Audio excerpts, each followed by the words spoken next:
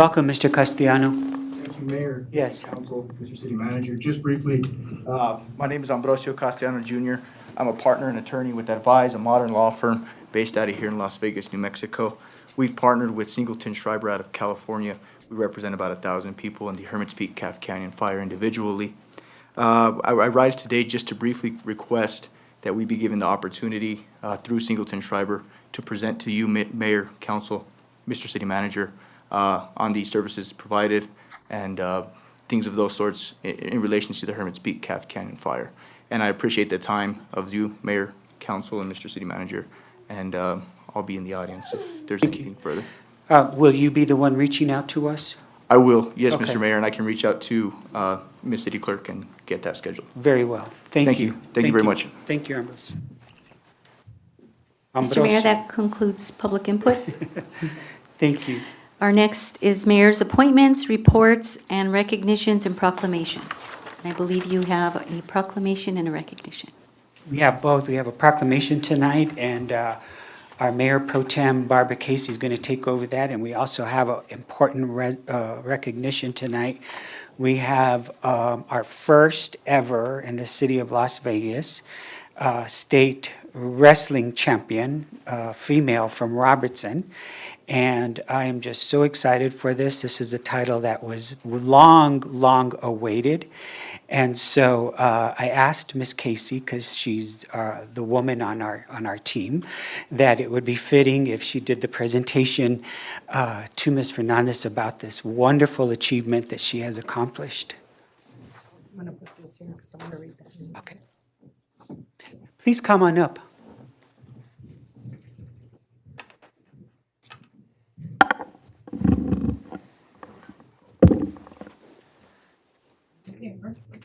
Ms. Casey, if you'd like to introduce her, that would be fine. Good. La campeona!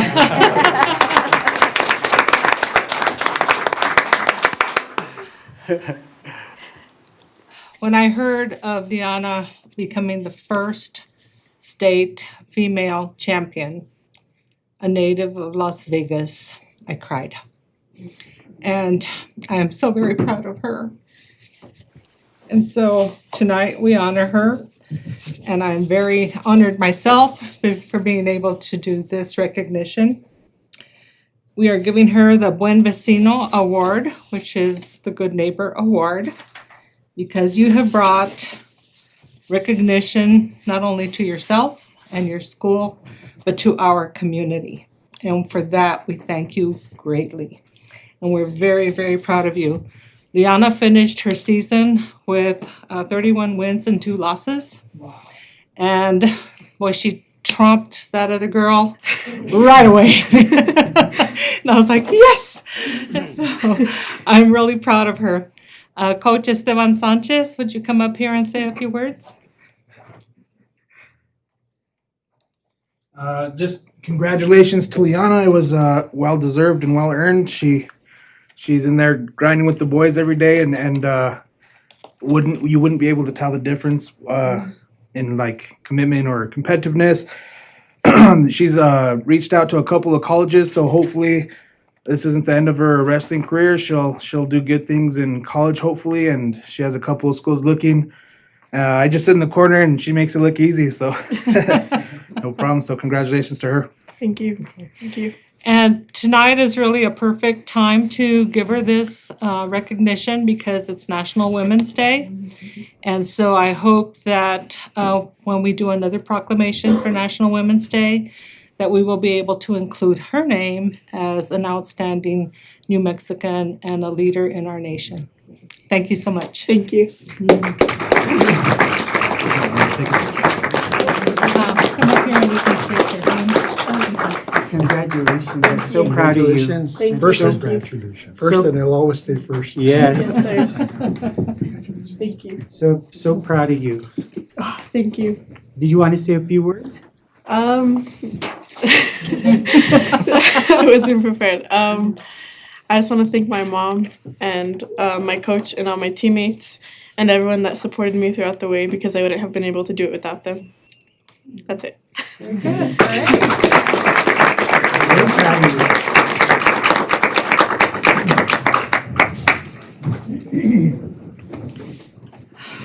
And congratulations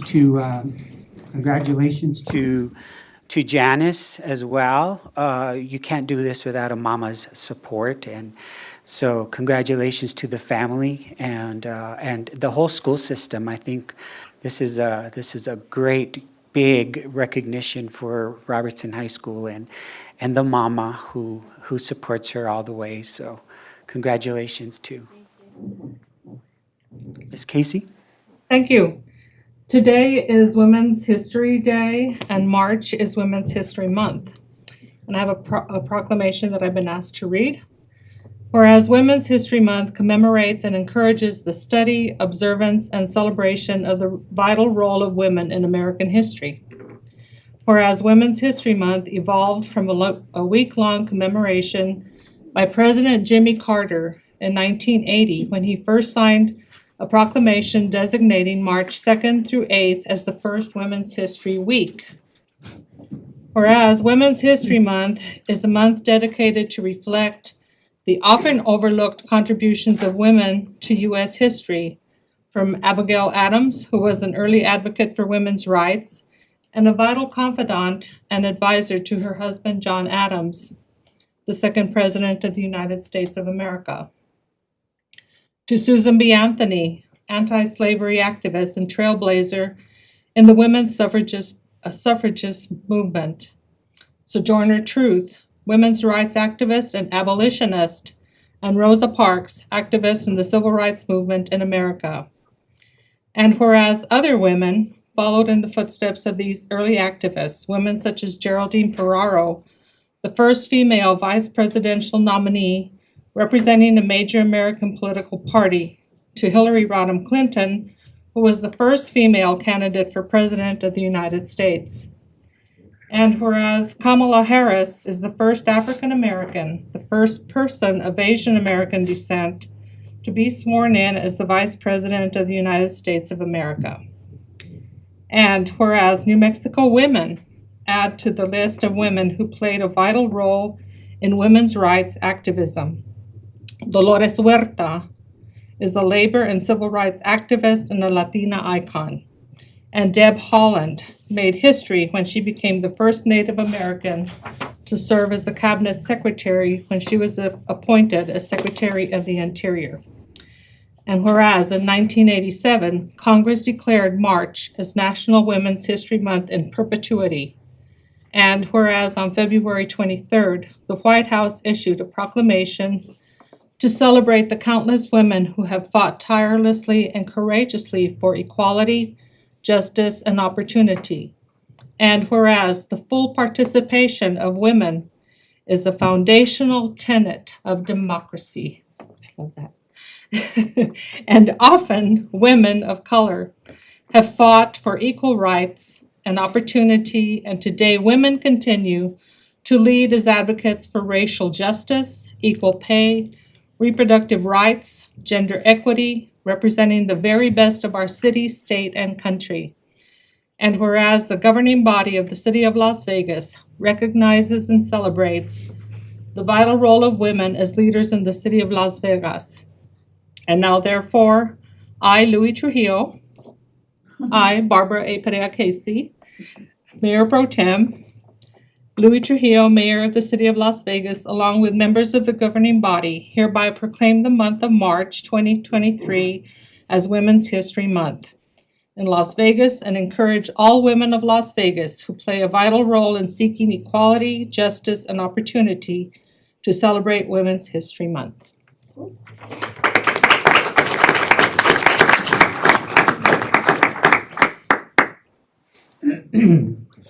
Thank you so much. Thank you, Councilor Casey.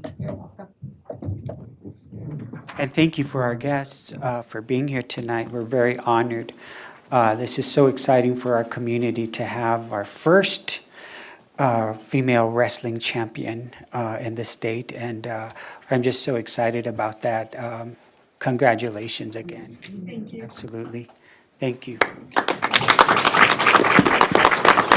I'd also at this time like to recognize our former police chief who's in the audience, Christian Montano. Thank you, Judge. Thank you for being here.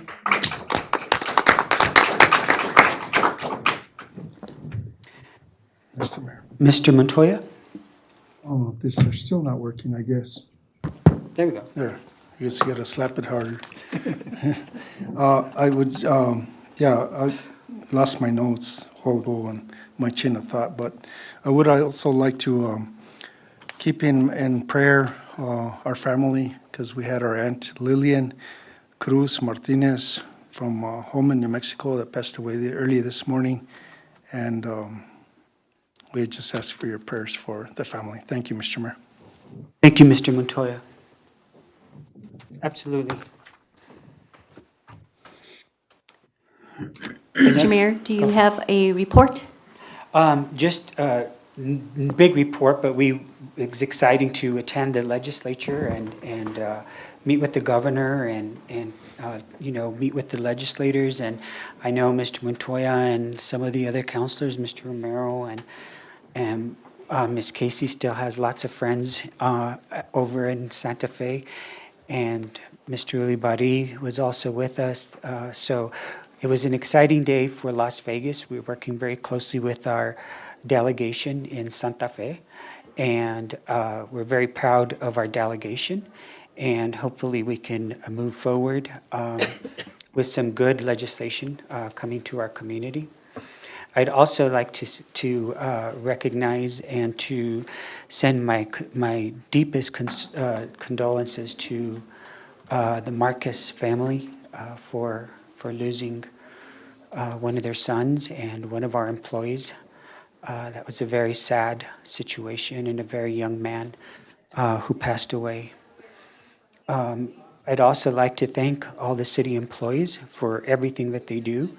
I'm very, very proud of all the hardworking employees that the city of Las Vegas has.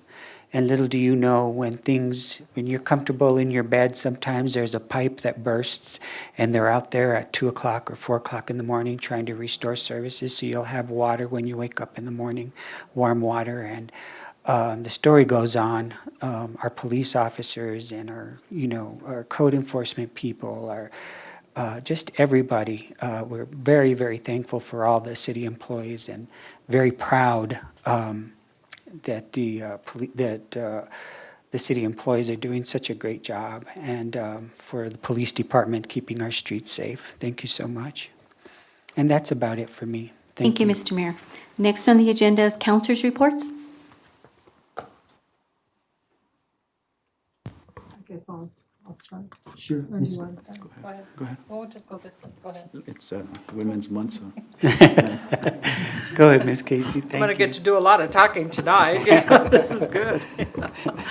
I just wanted to let people know that the city has been working very diligently to try to find monies to work on our streets. I think our streets have had a rough time with so much heavy equipment driving through just about every place in Las Vegas to deal with the fires and then the floods. And the floods destroyed a lot of the streets and the outskirts of, the main core of the city. And our congressional delegation has contacted all of us to request for monies that we need, that are urgently needed, and hopefully we'll get something. And I drove through my ward specifically and wrote down all the streets that are like really bad. And so I know that the city manager is working on that to make sure that gets in before next Wednesday so that we have an opportunity to maybe receive some money to fix those streets. I appreciate that very much, Mr. Maestas. And so I just want people to know that we work as hard as we can, as often as we can, like every day, all day long, to make sure that we are providing the best services and doing all that we can for the benefit of the citizens of Las Vegas. And it has been 2 very difficult weeks with some of the things that have occurred here. The loss of a wonderful young man pretty much devastated the community. Not only was he well-loved, but so is his family. And I've worked with 3 of the family members, and it's been very difficult to deal with something like that. So just to let people know that we continue to work on their behalf and do everything that we can. And on a more positive note, I want to report that the Literacy Council of Northeastern New Mexico is having our annual literacy fair.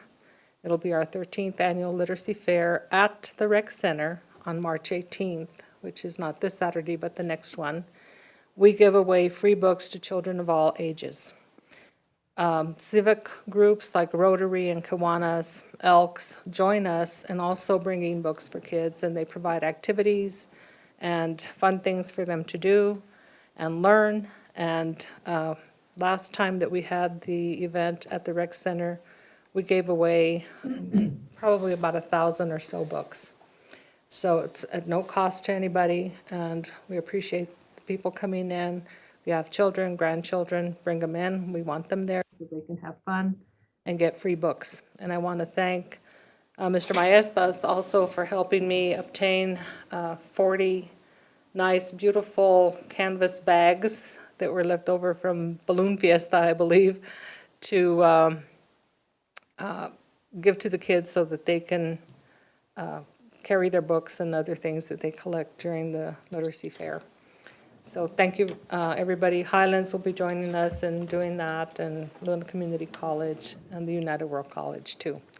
So it takes a team effort, and we have a great team in Las Vegas. Everybody's always willing to work together and do everything that we can for the benefit of all. Thank you, Mr. Mayor. Thank you, Councilor Casey. Mr. Romero? Thank you, Mr. Mayor. I just wanted to, I was going to say too much, other than, continue good job, the staff has been doing.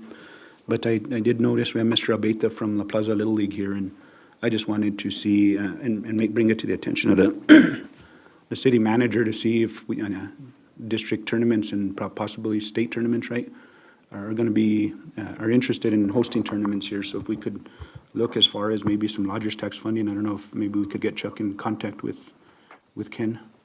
And also if we could set up a meeting, I know we had tried setting up, but we haven't, to kind of see where they are going to start off with their season. And, I know there's going to be delays with the fields, and if we could sit down with them. And also with that, city manager, I did see in the report, on the Parks and Rec report, on the Creston Park thing, and I don't know if you have an update, Mr. Abeta, since he's here and he's a resident of the Creston area, so maybe you have an update on when some of that stuff is going to start happening. I know we only have till June to take care of that, and I'm just wondering if you have an update from the last time I spoke to you. Yes, I did speak with our vendor, which is Hansen Perzano, and they have us on the schedule in the next few weeks for them to break ground on the shelter portion of it. We also have another contractor doing the wrought iron fencing, and it's supposed to begin as soon as the materials arrive. So in the next few weeks, you will see some activity at the park. Is that a guarantee? That's what I've been told. That's what I've been told too. Other than that, that's it, Mr. Mayor. Thank you, Mr. Romero. Mr. Mayor. Go ahead.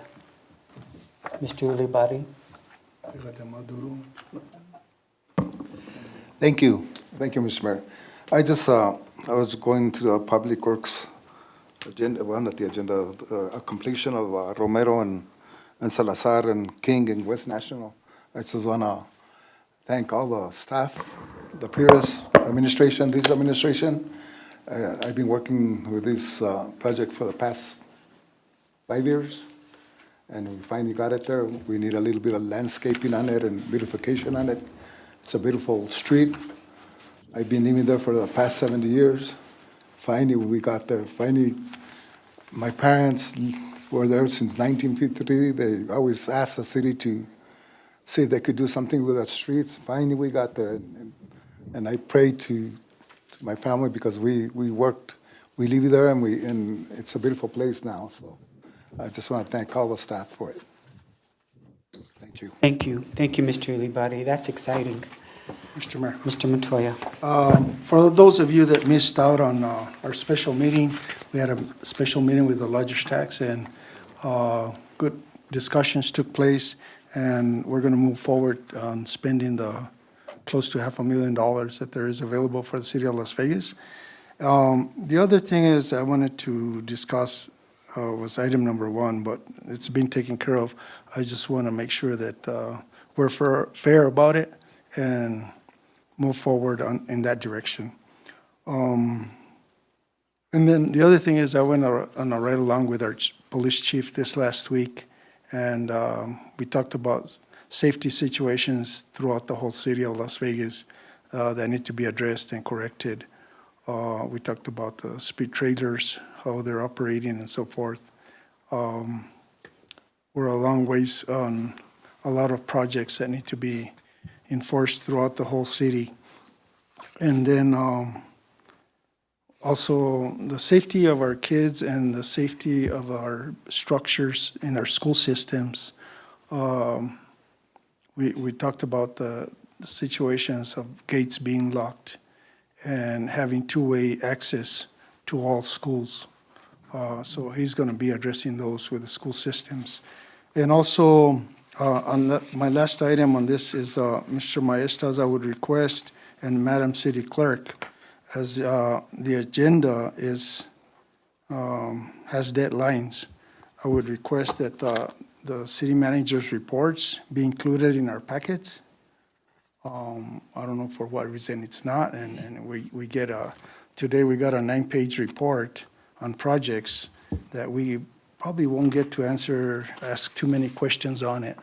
But it'd be nice to read it beforehand, like the rest of our material. Is that okay with you, Mr. Maestas? Yeah? Okay.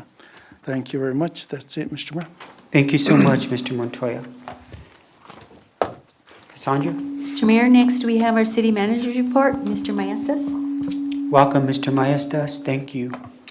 Good evening, Mayor and Council. I'd like to just first start off by introducing our new staff to the City of Las Vegas family, which is Mr. Samuel Salazar in Public Works. He's Equipment Operator number 1.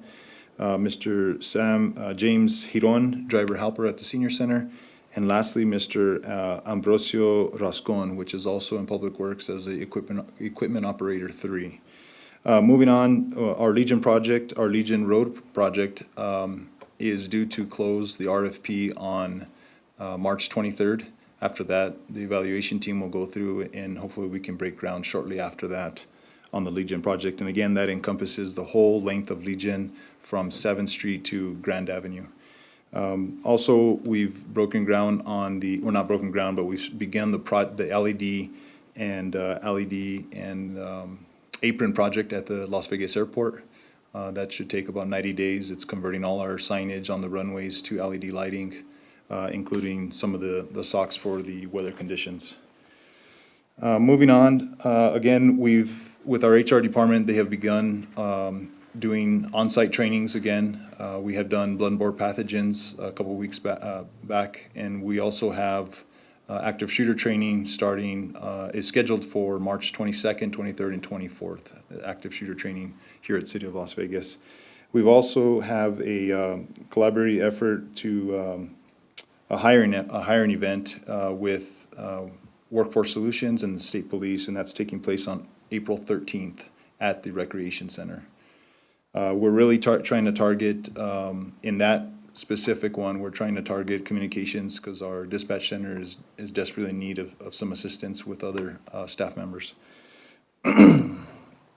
Lastly, I wanted to touch base that we started our conversations, our working meetings with National Weather Service, the county, on alerting during the monsoon season, reading radar, different types of alerting methods, and primarily up in the canyons where there's no services, which eventually impacts the City of Las Vegas and how we alert our residents in times of flooding events. So we'll keep you updated as to where those go. We are identifying some gaps that took place in last year's monsoon season, so we can try to get those addressed for this coming year. Stand for any questions, Mayor and Council. Thank you, Leo. I appreciate everything that you're doing. Any questions? Yeah, Mr. Mayor. So, Mr. Maestas, on your report, it shows that Hannah Park has been completed, the shelter. We're still lacking the concrete. Yes, sir. So that's part of the shelter. That's one of the department's updates. So there is the slab that still needs to be installed there, yes, sir. Thank you, Mr. Mayor. Thank you. Any other questions? Very well, thank you. Next order of business? Mayor, we have our presentations not to exceed 10 to 15 minutes. Our first presentation is by Jason Vigil with Will Ferguson and Associates Law Firm in Albuquerque, New Mexico, speaking on the costs associated with the Hermit's Peak Calf Canyon fire. Welcome, Mr. Vigil, and if you'll introduce your guest.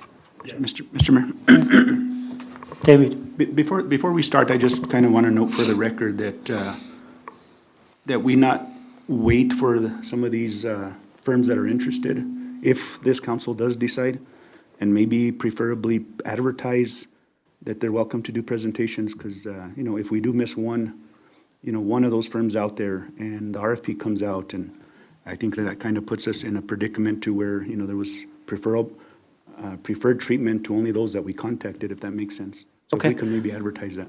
Yeah, absolutely. Mr. Mayor, those were exactly my sentiments about item number 1. Thank you. Thank you. Welcome, Mr. Vigil. Thank you, Mayor, Councilman, and women. I have John Gibbons here with Watts Guerra. Again, my name is Jason Vigil. Born and raised in Santa Fe, now in Albuquerque with the law offices of Will Ferguson and Associates. We are here primarily just to talk about the need for an RFP. One of the things I heard a few moments ago was issues with the streets. Part of the RFP would be addressing the city's past damages, future damages, and any mitigation efforts. And the streets fall in every one of those categories, along with many others. And I think the reason RFP should be issued, it's also my understanding that the city attorney's position is vacant right now, so it's helpful for several firms to submit proposals for the city to look at, to see what damages they're aware of. There are some that are easy, the past damages, and to determine what damages they might not be thinking of. The future damages, the roads, increasing response time, being able to identify fires taking place sooner, maybe a fire team, stuff like that. We can't all think about everything. Myself, I can't think of everything, but Mr. Gibbons here, yeah, he does think of everything. He's been doing this longer than anyone, and this is his full-time job, and he's represented thousands of clients, recovering over $13 billion recently. So this, I defer now to him, the brains behind the operation. Thank you. Probably overstated my credentials. I'm John Gibbons. I'm not here, I'm a lawyer with the law firm of Watts Guerra.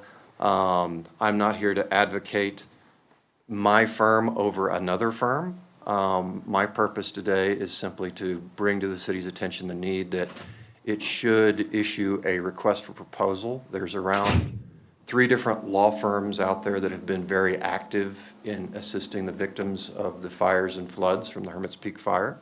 One of them, Mr. Castillo and Singleton Schreiber firm, excellent lawyers. Here in the, Mr. Castillo is here with us today, and so my purpose today isn't to advocate my firm specifically that you should be hiring me. That's more appropriate in the response to the RFP. If the city decides to issue a request for proposal RFP, then that's where we should brag about our credentials and the other firms should brag about their credentials, and the city can weigh and balance what law firm or teams of lawyers it wants to work with. In terms of the reasons for the city to bring in outside sets of lawyers to assist them with these flood and fire issues, let me give a little bit of background about myself. I'm a lawyer. I've been practicing law for 32 years. I have basically for the last 5.5 years done nothing but wildfire cases. 100% of my practice has been working on wildfires. I've dealt with thousands of fire victims. We've had law firm, one of our offices of our firm was evacuated from fires. We've had staff who had their home burned down. I've worked in an office for 2 years with a lawyer who had his home burned down. And so we've seen firsthand the impacts on people and people's finances and cities' finances and government finances from that fires and floods can have. And so basically, there is a very substantial claim that the city of Las Vegas has. And the way that, the reason that you need a law firm, that you will have to do an RFP in a public process to decide who to hire, but the reason the city needs to do that is basically FEMA, what's happened is this fire, obviously, you've obviously incurred a ton of money out of pocket in the expenses you've incurred. You've got infrastructure damage that the councilwoman already spoke about earlier. There's a significant number of damages that the city has, and the only way to recover that is either to go to court or to put in some sort of a claim under the Hermit's Peak Fire Assistance Act. So basically, the structure that has been set up for you is the federal government has said, yes, we caused the fire, yes, we are financially responsible, and we are interested in trying to compensate people. They chose FEMA as the agency to administer these funds, and Congress has appropriated now through 2 different acts $3.95 billion. Specifically, as the city is well aware, there was about $145 million that was allocated for water infrastructure. It's been talked about how that's a earmark for the city of Vegas. There may be other people who put in asking for some of that money. We don't know that yet, but that may well come to pass. But there is, the other issue is going to be, is that $145 million enough? What is that bill actually going to look like to restore your watershed?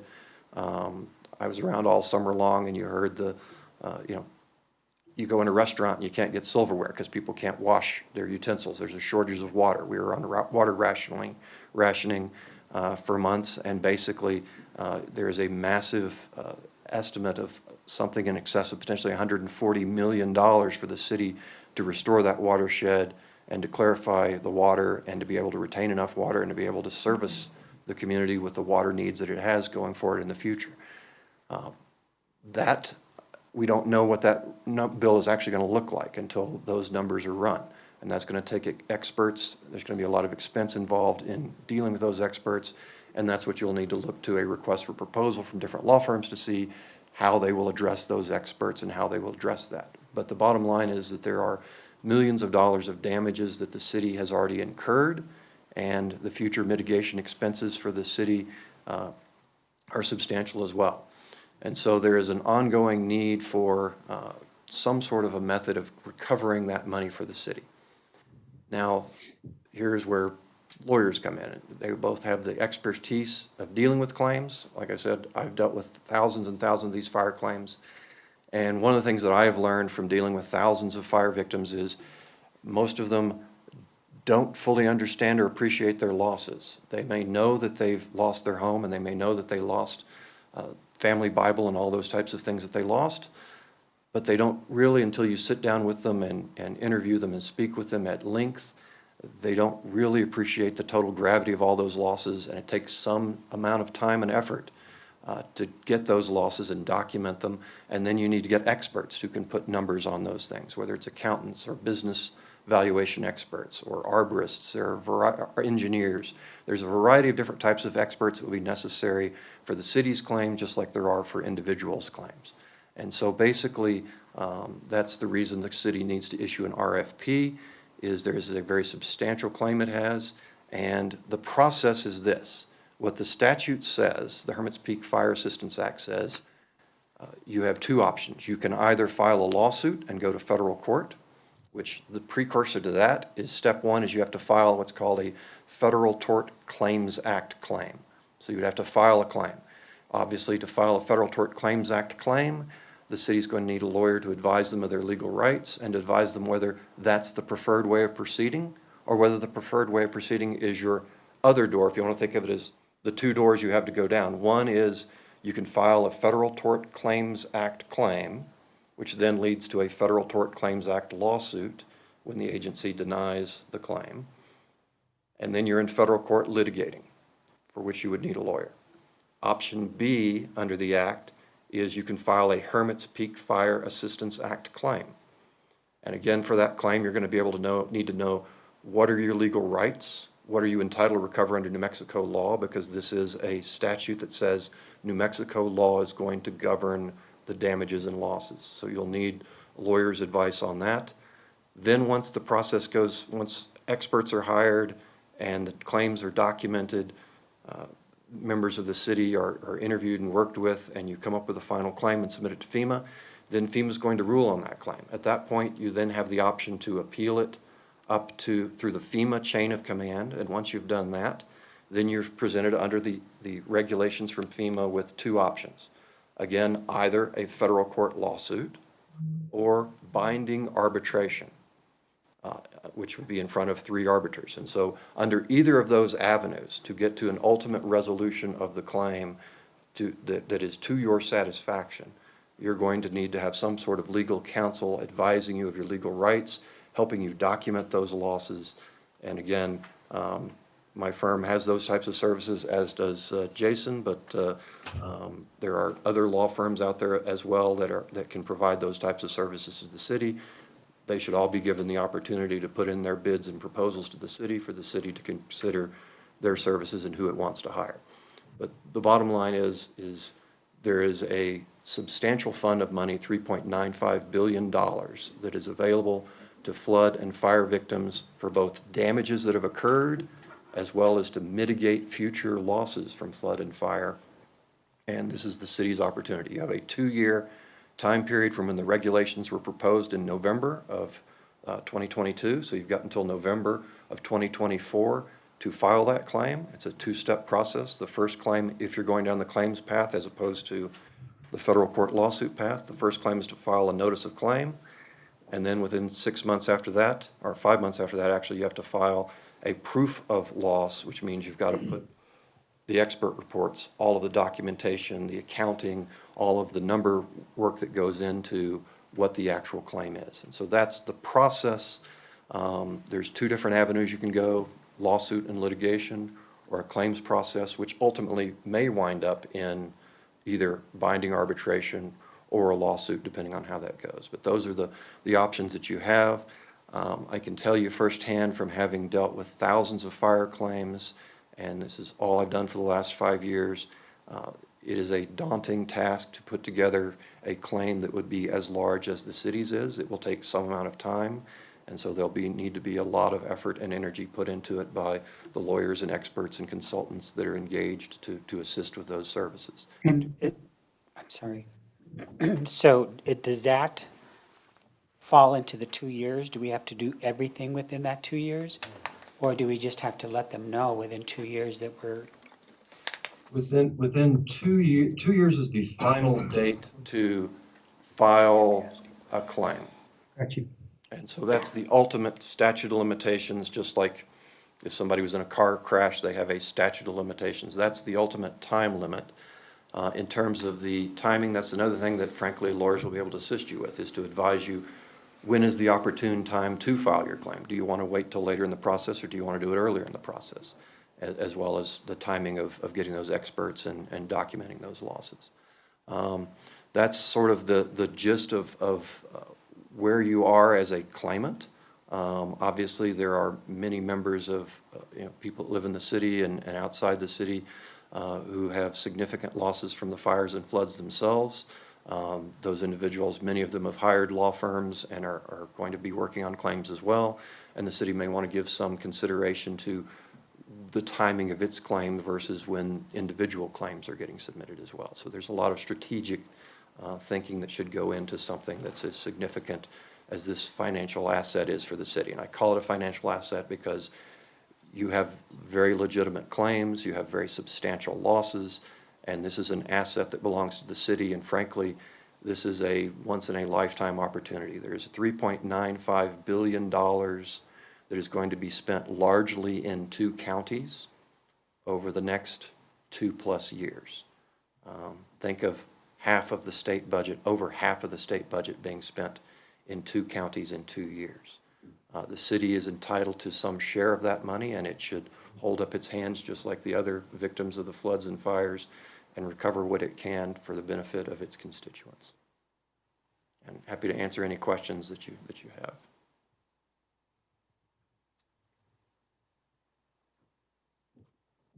Council? I think we should wait until we hear from other, you know, other folks and then start asking questions. Okay.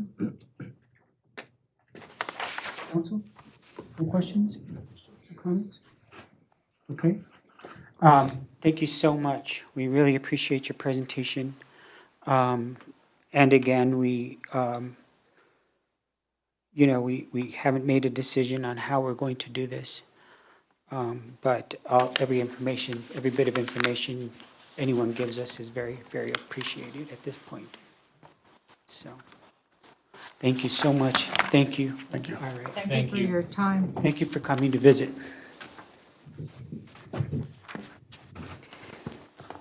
Mr. Mayor, next we have a presentation by Maria Gilvery, our Utilities Director, regarding project development and management. Mr. Mayor. Going back to that presentation, I just want to let mayor and council know that, I have been approached by at least 3 other companies that would want or love to represent the city of Las Vegas, just for the record. Thank you. And they're all welcome to call us and get on the agenda. Thank you. Maria, welcome. Good evening. Good evening, Mayor and Council. So my first presentation this morning is I wanted to give a presentation on, on our projects process. There have been some questions out in the community about how we handle some of the funding, how we work through some of our projects. So I wanted to give kind of a presentation to be able to provide that information to the community. So first, on our projects, the division that's in the need meets with project management to develop their scope of work. What is it that they need? When we take that scope of work, then we meet with the appropriate engineer to fine-tune that scope of work to be able to get a cost estimate for planning, design, and construction. We want to take that cost estimate and determine if we're going to need city funding for it, or if we're going to need to reach out for a different funding source. On our funding sources we use regularly, NMFA, Water Trust Board, Clean Water and Drinking Water, SRF, and again, obviously within city budget. So we'll acquire the funds. If it is funds that are acquired outside of our budget, that does go before council. So at that point, we would present to the council, and it's usually a resolution or an ordinance that the funding agencies require. So as we start to be able to balance the plan for the project along with the funding, we'll do site visits and research along with the engineers, and sometimes meet with other communities to see how they dealt with that challenge. We do require multiple levels of design. We won't, because as we're designing it, sometimes we'll realize we're missing something. So our engineers do provide us 30, 60, 90, and 100% design plans. Anything that's funded is going to go through Construction Programs Bureau. So that's going to give us a secondary set of engineering eyes on our project, as well as funding and financial review of the project. And Construction Programs Bureau works with us throughout the entire project. So from the beginning, involving the funding and the design, they also work with us with the bid documents to make sure that we have all the required documents. Different funding sources have different requirements. The minority business or women business language is required depending on the funding, and there's some other language. And so Construction Programs Bureau from the Environment Department helps to make sure that when we submit the bids, they're complete packages. So whenever we do have these bids, it is going to go through multiple levels. The engineer, Construction Programs Bureau, the city. It also goes through our city attorney, the procurement officer, finance, and the city manager. Want to make sure that all the legalese is there. We want to make sure that the money is there, that it is a justifiable project, and that the design is in accordance with the need. So once the bid documents are developed, it goes out to bid, and then we have another set of review. So a contractor will bid on it. Now, we'll take that contractor's bid, and the engineer will look at it to make sure, one, does the contractor have any experience in this area? Do they have the right certifications? And that's critical in areas like gas. You can't work on a gas line unless you have certain certifications. And we definitely don't want somebody working on our lines without experience. So after the bidding, the engineer, the city, Construction Programs Bureau, and project management will review the bid proposals. And then we'll have a panel. The panel is always made up of whoever it is that needs that project. So if it's gas division, we'll have people from gas division sit in on the evaluation. We don't have water evaluate gases and gas evaluate waters. The division that's responsible for that need, they're the technical experts, and so they're the ones that are going to do the evaluation, along with project management, who are the project experts. Once that evaluation has come through, we bring it back to council.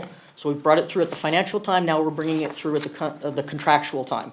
We present to council the bids and who's been selected, why they've been selected, and we request council approval on that. Once the council has awarded it, or approved the awardment, then we'll move forward with the contractual stuff. The contracts, making sure that procurement, we set aside the funds. Now, whenever we receive funds, especially from anything through NMFA, we don't get the funds in advance. So NMFA agrees to reimburse us. We go ahead and set aside the funds in our budget. And as we pay a particular invoice, once we've paid it and there's proof of the city's payment for that project, then that proof of payment goes to NMFA for reimbursement. So I know that's been a question with some of our residents. They've asked, are we taking money that's designated for one project and using it somewhere else? We physically cannot do that. There's no way to do that because you have to take the invoice from the approved contractor that the Finance Authority is well aware of who's authorized to do that project, submit the invoice for payment through the city, and then submit the proof of payment to NMFA for reimbursement. And they do follow up with audits regularly. How much have we spent? How much do we have left to spend? And ask usually what our countdown is, what our schedule is for payment. Lately, unfortunately, we've had the next kind of hiccup in this is the contractor needs to order the materials, and the materials are sometimes a week out or a year out. Whenever we do a contract, in that contract, the engineer has designated the expected length of time for the project, and the contractor has accepted that time frame. So if we say this, we put it out to bid, we say this project's gonna take 180 construction days to complete the project. They order the materials. If we let the clock keep going, we're gonna start eating away at their contracted 180 days. So if they physically cannot be doing any work, whether it's weather or whether it's because they don't have the materials, we will do an official hold. The hold is signed by the city manager. It is also signed by Construction Programs Bureau, and the contractor is not allowed to work on the project during that hold time. And that's to make sure that we don't negatively impact the contractor and expect him or her to do the work in a condensed period of time because of something outside of their control. Now, if they do go over contract timeframe, we do have their bonds, and we do actually require the contractor to pay. There's a certain rate per day that they have to pay when they go over the contract. Once the materials are arrived, or once whatever the delay is has been addressed, we will remove it from hold. Now, a weather delay does not usually result in a hold. A hold is lack of materials, an extended period of time when the contractor can't be working. We have a current project right now, PRV. The PRV project was awarded, I believe, in December. The contractor ordered the materials right after December. The materials still aren't in. So the project is officially on documented hold. A weather delay is a request. So if there is a weather delay, the contractor will go to the engineer and say, I'd like to do a change order because I lost 5 days because of snow or rain. The engineer verifies that there was rain on those 5 days. The city verifies there was rain on those 5 days. You know, recently we had a contractor, and it was when we had that dusting of snow, they wanted to claim lack of ability to work, and we said no, everybody else was working that day, so we did not give them a weather day on that day.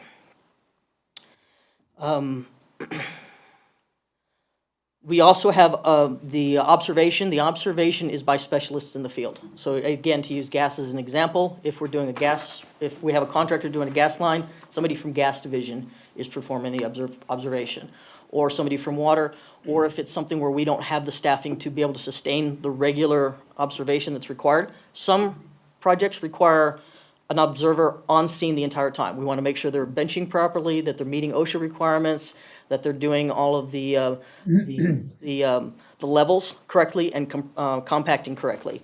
And we want to make sure that we have eyes on the project. If it's not something we can do within staffing, then we'll make that part of the engineer requirements. We do also do regular status meetings. If it's a short project, we have several sewer line replacements going on in the next month or so. They're short projects. They're week-long projects. We'll meet with that contractor Probably just on a quick weekly basis, what's the status of the project? Are you on schedule? Good to go. A longer project, a 6-month to a year-long project, we're meeting at least once a month, if not twice a month, and that does include Construction Programs Bureau. And I keep bringing that up because I want the community to know this is not just the City of Las Vegas employees on these job sites. We do have Construction Programs Bureau here. Andrea Telmo has been working with the City of Las Vegas for many years. She's the engineer, she reviews the plans, and she actually comes on site to inspect the project, to inspect does inspect the invoices, and does meet with us during these project meetings. We do try, and sometimes we do not succeed as well as we'd like with PSAs to let the community know what's going on. And we're continuing to try and improve that, and we look for any input on ways that we can improve our communication with the public, especially when we're doing road closures. Right now, we're using the radio station, the city's website, and social media to announce detours and show the traffic control plan. And I think we'd like to find some alternatives to getting that information out. Sometimes it doesn't always get out until somebody's driving down the roadway and sees it for themselves. Invoicing. So this is the other aspect of it. The contractor's done the work. Well, we're not going to pay them until we have verification. So the observer signs off on the invoice. Project management signs off on the invoice. I review the invoice. Construction Programs Bureau, I believe, also reviews the invoice. Finance and the city manager will also all get a signature line on the invoice. And again, the invoices are paid, and the money does not come from NMFA until after we can prove to them that we made that payment. Then we're reimbursed by the funding agency, again, as long as we have proof of payment. Now, closeout is something, in addition, we'll do substantial completion, which that is usually, most projects are about 180 days, construction days. We'll do substantial completion, which is exactly that. You need to be substantially completed. The water line needs to be in the ground, sewer line needs to be in the ground, most of your taps need to be done.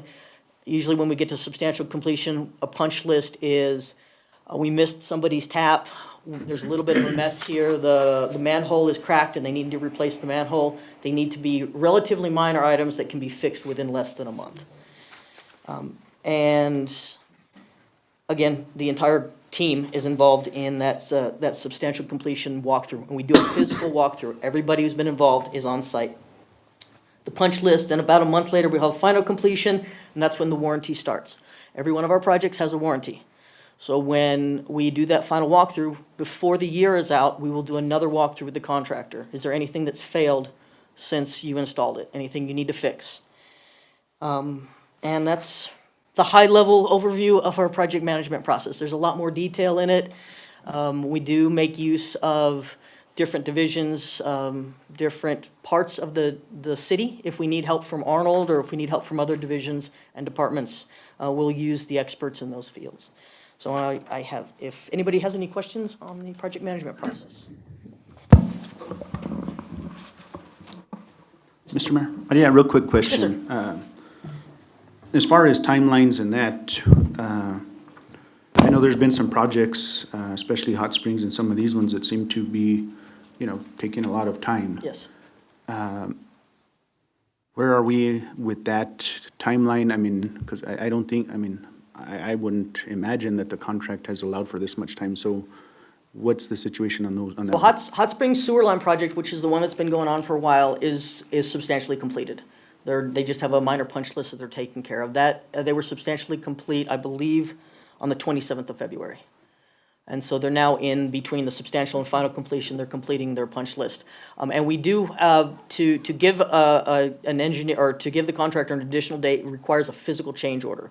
So if anybody has any questions, I can produce all the change orders, which show the original date, the hold that we did, because we did a hold in the beginning. And then during the rains that happened last year, the blessing and the curse, during the rains that happened last year, they were unable to do a lot of that work because of the compaction that was required and the dry ground that was required. So there was a large period of time, unfortunately, last year where their work was impacted and they were authorized weather days. And the weather days are authorized, the engineer, we don't just do that ourselves, and they don't just request it, the engineer has to confirm it. Okay, and the next part going into change orders, Mr. City Manager, what's our ordinance or internal policy on change orders as to how much you can approve prior to council having an involvement in that? Because it seems like... In reference to an RFP contract? Yeah. or something that we've procured through CES or state contract? Both? So there'd be a percentage, I believe we can't exceed 20% of the total amount of the project when it comes to an RFP. And that's per state statute on change orders. And all these projects have been under that threshold? Yes. Some change orders, same change orders are a negative, some change orders are a positive, depending on what happens with each project. The Hot Springs project actually is reduced in price. We went from, I think it was about 1.3 to 1.1.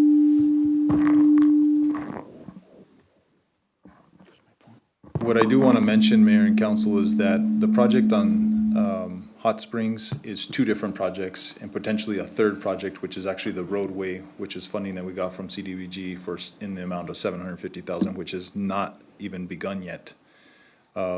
As Ms. Gilberry has mentioned, the sewer project has completed or substantially completed, and now they are beginning the water project that was tied to that same street. So, But I'd like to be clear on that one. That one's not happening in the roadway. Right. The sewer line was in the roadway. The water line is on the shoulder and actually in the easement off to the side. The contractor ordered the PRV. The PRV has been installed. We had requested a permit from DOT. It was previously verbally approved, and then the current DOT staff member wanted to re-review it. They've given us the verbal approval on it, but the contractor could not could not schedule the boring company until DOT gave us the permit. They've given us the permit, so that contractor's now been scheduled. They cannot be here till April. So that project is on hold because of something outside of the contractor's ability to handle. But like I said, this water line project is gonna be on the edge. It's not gonna be in the middle of the roadway. The roadway will be open, and when we do the bore, there will be a couple of lanes that'll be closed, or we'll have some cones around, but that'll be at the intersection of Mills and Hot Springs. And the last question that I had was pertaining more to, you said that we have the opportunity, if the projects aren't done in a timely manner. I mean, I know experience in the past, but how many contractors have we penalized for that when that's not done?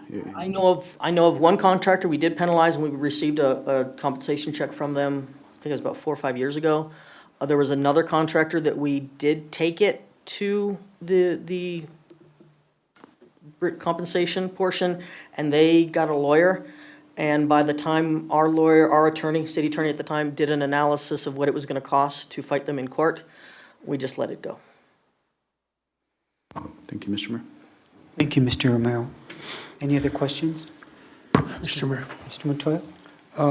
So, Maria, I'm concerned too because, I asked the city manager last week, well, what's delaying the projects on Hot Springs and Independence? Is it a permit process or what's going on? He told me that all the permits required to do the projects had been applied for and received before the project was issued out, which should be the case. But over here, we'll end up with one project that we're waiting on a permit after we've already dug a hole or after we started. No, sir. On Hot Springs Boulevard or Independence? Independence, we did not need a permit for that one. Well, which is the one you're waiting for on the New Mexico DOT? Okay, so that's at Mills and Hot Springs, the water line on Hot Springs. Okay, so- We had DOT had previously approved it. There was a change in leadership, and the person that came in wanted to re-review it, and so held off on that permit. We But- worked with them to answer all their questions.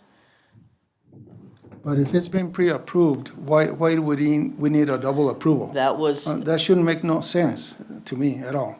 Why somebody have that kind of authority to stop a project, $1 million project, in the middle of the project? Don't make sense to me. all I can say is that the person from DOT had an absolute concern about the route that the engineer was taking and wanted to reroute it, and we couldn't reroute it, so we had to spend time explaining to the person why we were doing the route we were doing, because we're coming at an angle across. So if we disagree, what's the next process for us to do to get it done? In In reality, DOT Besides wait controls. for the DOT. DOT controls the permit, so we would either have to go up the DOT chain of command or make the changes that they're requesting. We were able to show them why we couldn't make those changes, and then they accepted it, and they've already given us the verbal, and that's why we've already committed to having the So vendor. where out are there. we with that individual now? We're working well with that person. You're working with him? Yes, yeah. I think it was a transition as they came into a new position. So how and long so- before we find out? We already received an email and a verbal that they're giving Okay. us the permit, so we've got to Okay, go ahead. because I'm saying, if we need to go to the next level. Yeah. To get this done, we need to do that. Because you know what? We have citizens, we have contractors, people waiting for those projects to be completed. And for us to have an open hole for 6 months is not, or 3 months, or 1 day. It don't matter. It's unacceptable. I mean, it's gotta be better planning. And if it's a power struggle, or if it's just somebody showing off their authority, well, we go up to the next level, whatever it might be. Councilman Montoya, again, the road permit that we're asking from DOT pertains to the water line project. That had nothing to do with the sewer line project that has just completed. So we hadn't excavated anything in regards to the water line project. And this report says we're still waiting on a permit. We don't physically have the permit in our hand, but we did receive a phone call and an email saying, you're getting the permit, go ahead, proceed. So the contractor's out there, or, So the contractor was able to schedule the subcontractor. okay. I'll let that one drop.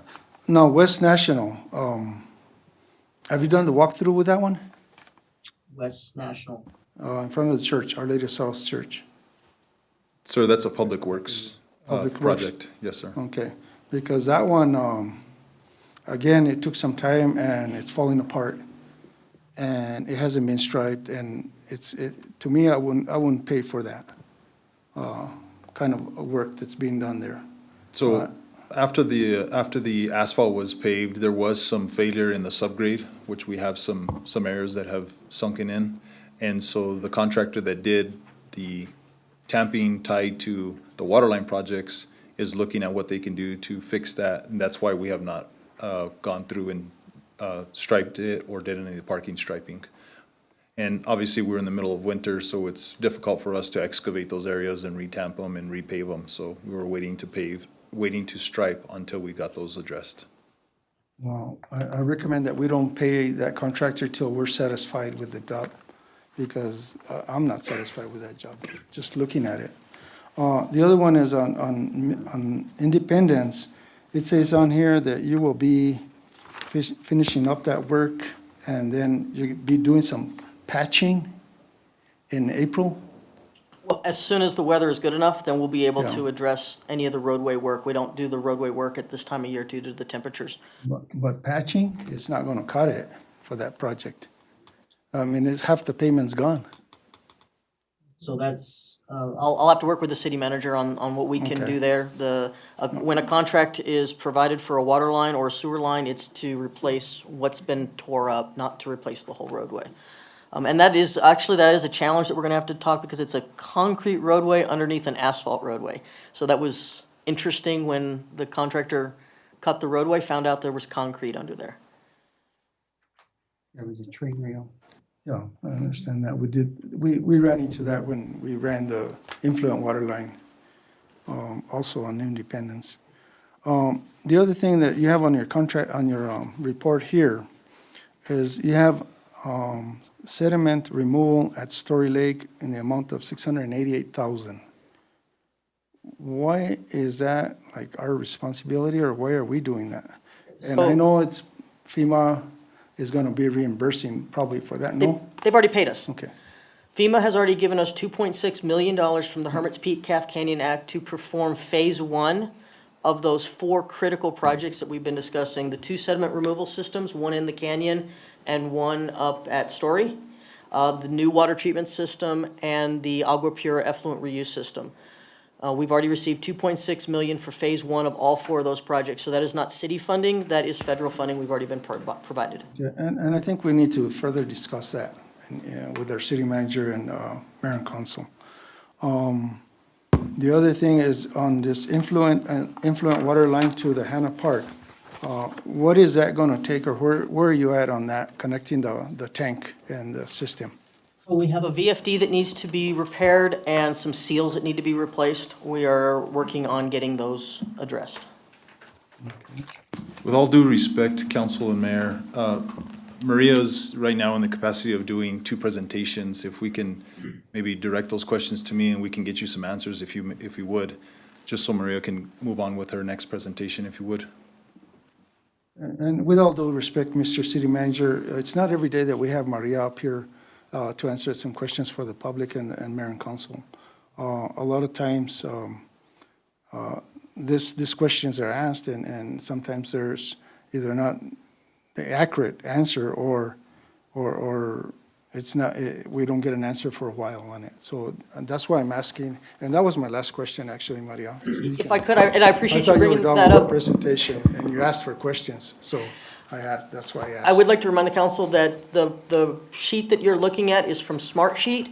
It is an online tracking program that I've done everything I could to provide to every one of the council members. If for some reason you're having trouble accessing it, because then you'll get the daily updates. Every time I update it, you'll see the most recent information, which is why I provided that list to you today and not 2 weeks ago, is because the difference between today and 2 weeks ago was a lot. I will be trying to provide it to you as often as possible to give you the most updated information. Thank you. One last question. On this project for Legion Drive, explain to me how the bid process is going on and who do they submit the bids to, the contractors? Because we had a meeting, and I'm saying this because we had a meeting over at Legion, at Hunter Park this last week, and there was interest. There's 7 contractors that are interested on doing that project. So the RFP went out, and I was just curious as to how the process is for that project, because it has nothing to do with really utilities, water or sewer. So at the time of the closing, which is March 23rd, all those contractors have a date and time to turn those in to our procurement officer in the finance department. And at that time, then we'll go start through the process of validating that they meet the criteria, and a scoring process will begin. Okay. Well, any other projects go through your department, if they have water or sewer? The list I provided are all the projects my department is currently working on. Yeah, but they get evaluated in your department. So every project actually follows the same sense where we'll put the bid out. When the bids come in, they all go to the procurement officer. They do not go to us before. And then from the procurement officer, when she validates them, then they will go to the specialist in that area for evaluation. Okay. I wasn't really quite sure because different administrations seem to me So- like do it different ways. So- Yeah, for but thank you. procurement, we absolutely do not want those to get lost, or, Yeah. so that for accountability, they go to Helen first. Thank you. Yes, sir. Ms. Casey? Thank you, Mr. Mayor. Appreciate it. Patience. You really do have to hit that hard. I just have a quick question and comment. When the project on Hot Springs Boulevard starts in April, you said around there probably, can you please contact the people that are going to be affected by that work? And it has to come from you or from the city manager, because I've already received phone calls from people who live there that have been told kind of ridiculous things about what is going to happen to their yard and their parking space, and all kinds of things in their easements that they have to get to their homes. And they're pretty upset already. And so if they could be contacted by mail so that you make sure that they get, a nice letter saying, this is what we're going to be doing. It's going to be wonderful because we're going to have new water lines, but it may cause a little bit of inconvenience for you or whatever, so that it comes from somebody official and not some guy that's standing there, chit-chatting with the neighbors and telling them all kinds of stuff, whatever comes into his head. We'll work to improve that. We did actually go door to door and put a notice in everybody's door because we knew we were going to impact, and it's horrible that we have to impact people, but the results hopefully are going to be extremely beneficial. This one is going to impact fewer people, so I'll make every concerted effort to actually talk with the handful of people that are on the west side. On the west side. On the west side, that'll be having the water line going through their easements. Great. Thank you so much. Yes, Councilor. Appreciate that. That's all, Mr. Mayor. Thank you. Maria? If anybody does have any additional questions about the project management process, please let me know. Silvery will continue with her second presentation regarding water and wastewater operations staffing challenges. So I've provided, I believe everybody got a copy of this report. I'm not going to go through too much of the details on what most of everybody already knows. We do have a current status. The first page is going to be the current status of the situation that we're in with lack of water and wastewater operators. I really want to talk about what we're doing. And I may reference some of what's in the current status, but that first page is the needs of the city, why we have the needs of the city, which is state requirements for certified operators to run our water and wastewater plant. To me, the big thing to talk about in this report that the council requested is what are we doing and what do we still need to do? So first off, the big area is advertising. How do we get these positions out to notify as many people as possible? We had been advertising in the Rural Water Association, the Utility Operator Certification Program, and then those two entities combined their advertising. Municipal League, the Water Wastewater Association, and the city's website. What we've recently added is the Optic through O'Rourke Communications, I believe. They are connecting us with the ability to post our advertisements nationwide. So we have taken our top 5 wastewater treatment positions and our top 3 water treatment plant positions to post these. We want to see how this works. This will get our job postings and job availabilities out nationwide. We also provide our job announcements to Dona Ana County and to Santa Fe Community College. Again, I'm always looking for more thoughts and input on other places that we could advertise or supply the job announcements to. And I believe we will be doing a job fair here soon. The second area that we have addressed and we need to continue to address is pay. We did do a pay scale adjustment in accordance with the American Water Works Association pay rate.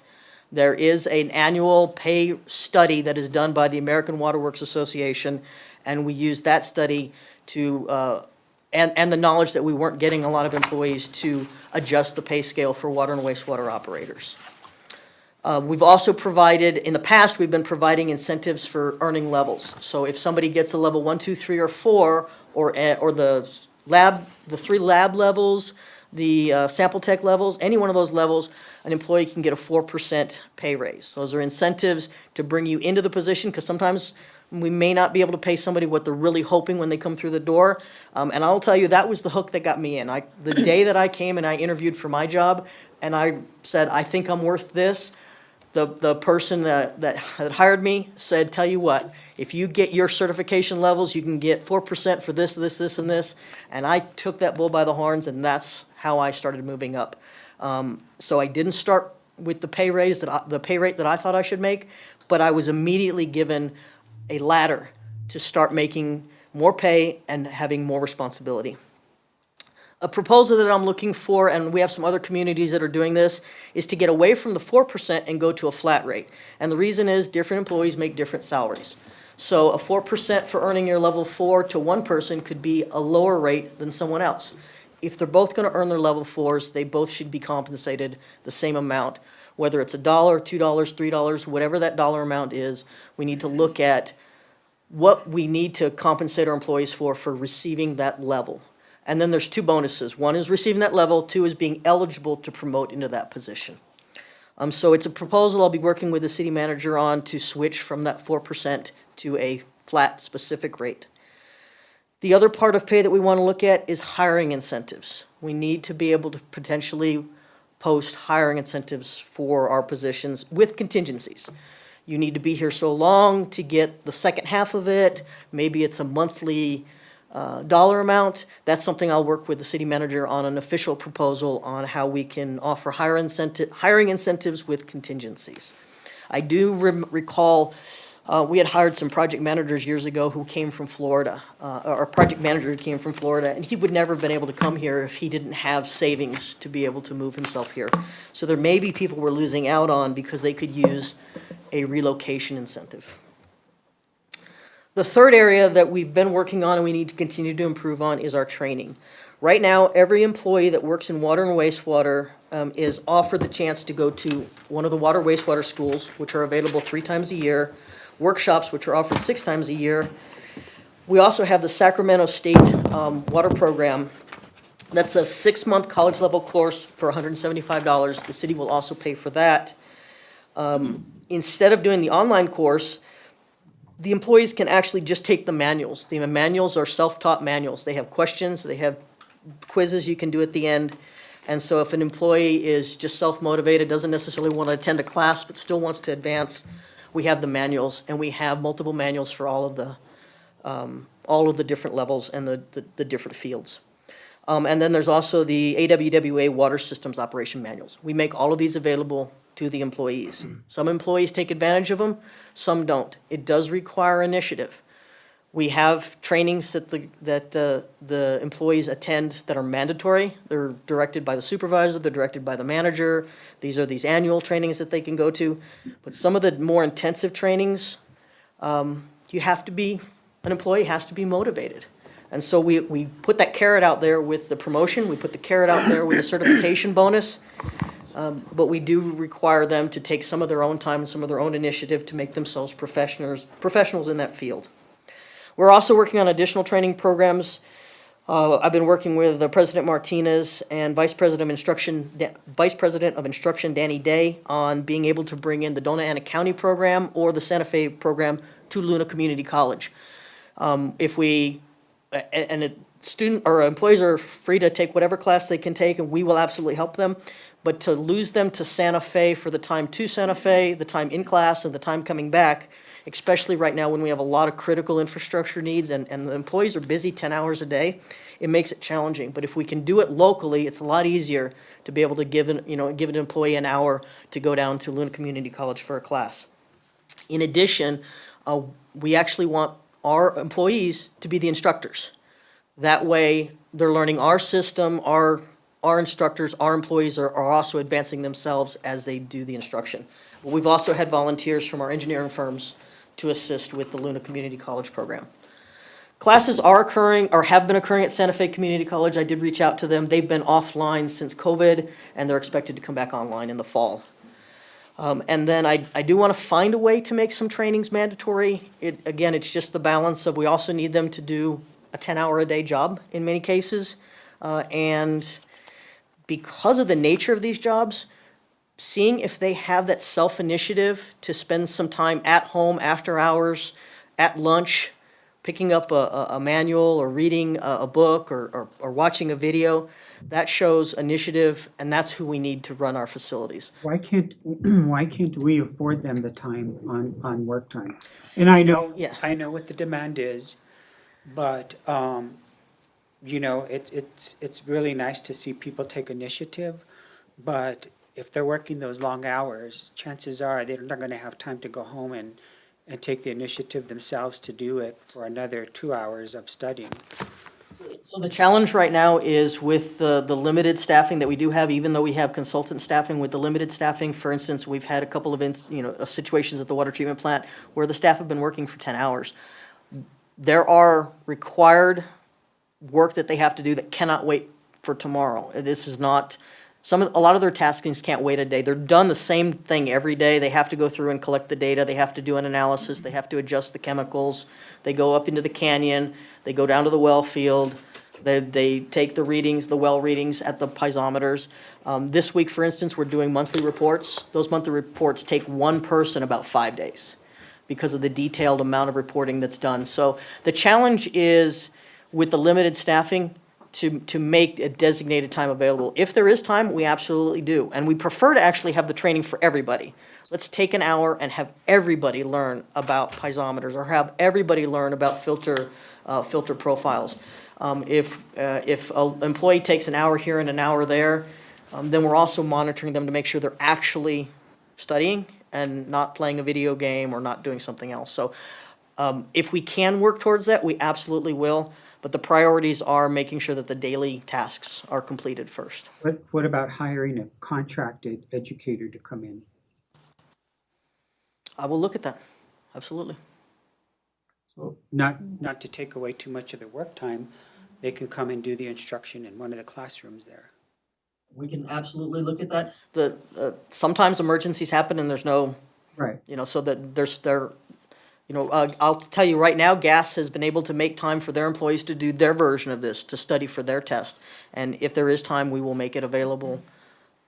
But the priority is still gonna be making sure the water is treated and no emergencies are, so. Mr. Mayor.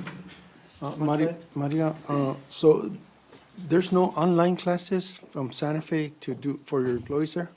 I don't know if the online classes are from Santa Fe, but the Sacramento class, which is actually the one I highly recommend, that one is available online. It's online and it is, thank you. It is online and it is self-paced. So, which, allows the flexibility, for the person. And, I can use myself as an example. I spent many an hours after work flipping through Sacramento manuals. I did the same thing when I got my EMT license. I would come home from work, have dinner, and lock myself away in the office because I wanted to be the best that I could be. I wasn't going to work on somebody as an EMT, having halfway learned what I needed to learn. And the same thing for treating water. Treating water is critical, and I'm not comfortable with someone running our water treatment system that puts half their energy into it. On page, I think it's page 3, I do list some of there's a lot of criteria that a candidate for a senior operations position has to know, and none of that is on the exam. So like yesterday we had a situation where our lagoons overflowed. We had to call the EPA, we had to call the Environment Department, we had a 3-hour meeting with the Environment Department today. Along with that, we have to modify our monthly reports. We will most likely get a notice of violation for either for the overflow or what caused the overflow. And the staff members that run the plant need to know how to handle that. They needed to know what to do when that emergency happened. The younger people were following the footsteps of the older people who had a little bit more experience. Annually, I do the AWWA, GPCD, and coordinate about half the CCR because the staff don't have time to do it. So these are things that are not going to be taught on the test, that they're only going to learn by doing them. And there's a few other things in here. Like I said, I don't want to read through it all. If anybody has any questions on some of the other stuff in here, I'm always available.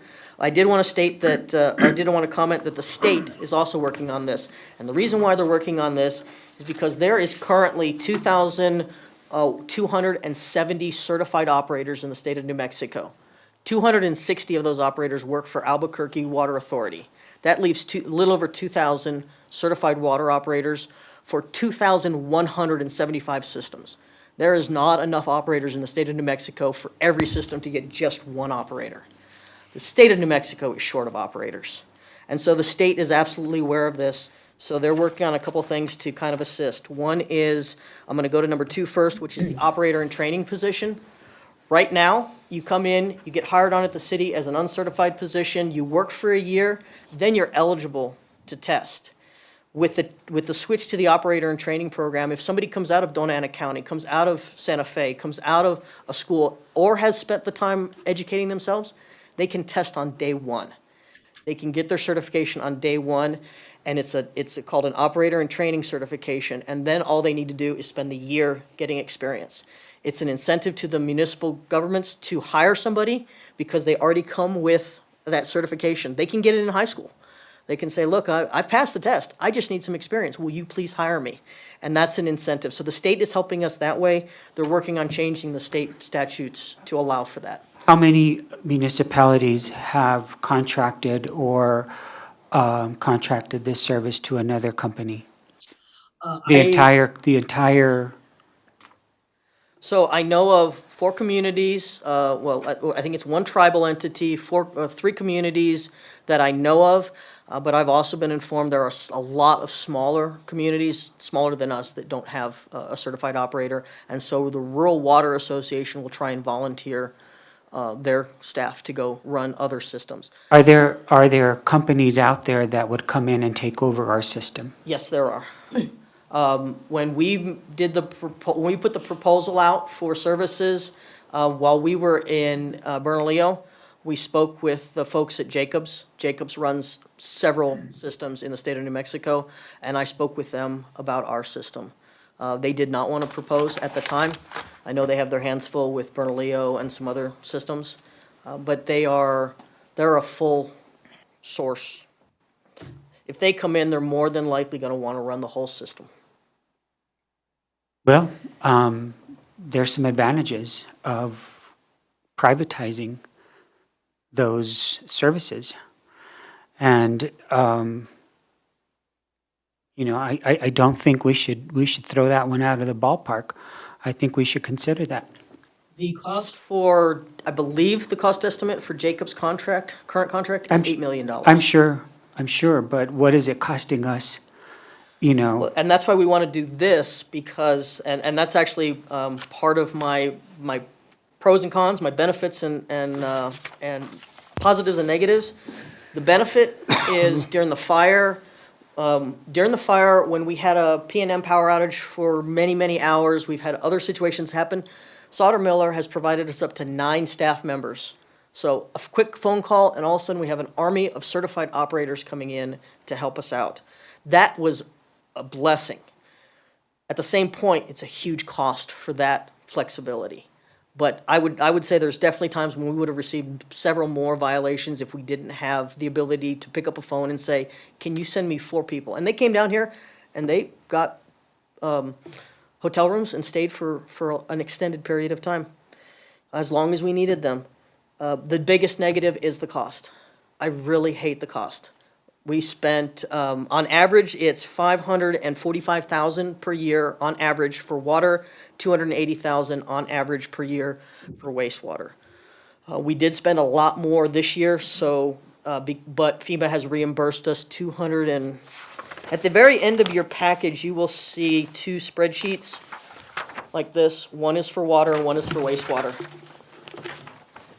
The wastewater shows, both of them will show the number, the month, the year, the invoice total, and the number of labor hours for that month.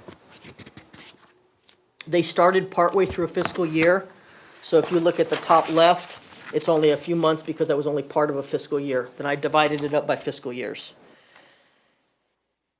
If you go to the water treatment plant, you'll see that FEMA did reimburse us $269,000 for the additional hours that Sauter-Miller had to put in during the fire.